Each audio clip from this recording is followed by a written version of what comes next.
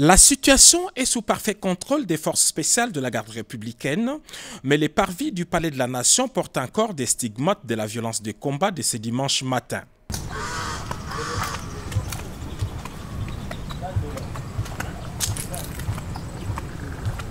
Selon les informations que nous avons recueillies sur place, les commandos avaient organisé son attaque en deux groupes.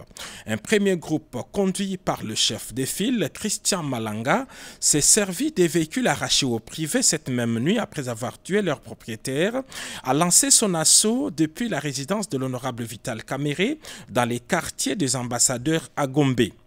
Équipés des drones et autres armes automatiques, ils sont arrivés par ces minibus Esprit de Vie et attaqué immédiatement la résidence. Après une forte résistance et l'arrivée du renfort, les groupes des sieurs Christian Malanga a pris la direction du Palais de la Nation, se servant même de la Jeep escorte de la police affectée chez Vital Kamerhe et dont les conducteurs avaient été préalablement neutralisés.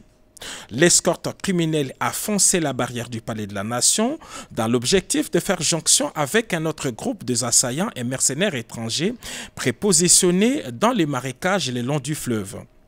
Très professionnels, les forces spéciales de la garde républicaine ont cerné les groupes puis lancé les feux sur les assaillants, mettant ainsi fin à leur aventure. Aucun élément de la garde républicaine n'a été touché dans ces combats, mais plusieurs membres de ces commandos, y compris leur chef, ont été tués et plusieurs autres capturés.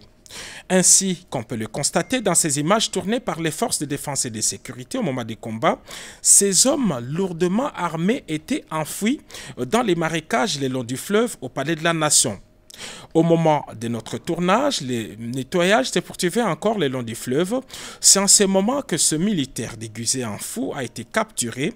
Il détient plusieurs documents attestant qu'il fait partie des corps habillés. Et c'est à cet endroit que Sieur Christian Malanga, non autrement identifié, a été tué par nos forces de défense et de sécurité qui le poursuivaient alors qu'il tentait de joindre un groupe important dissimulé dans la boue ici au bord du fleuve Congo.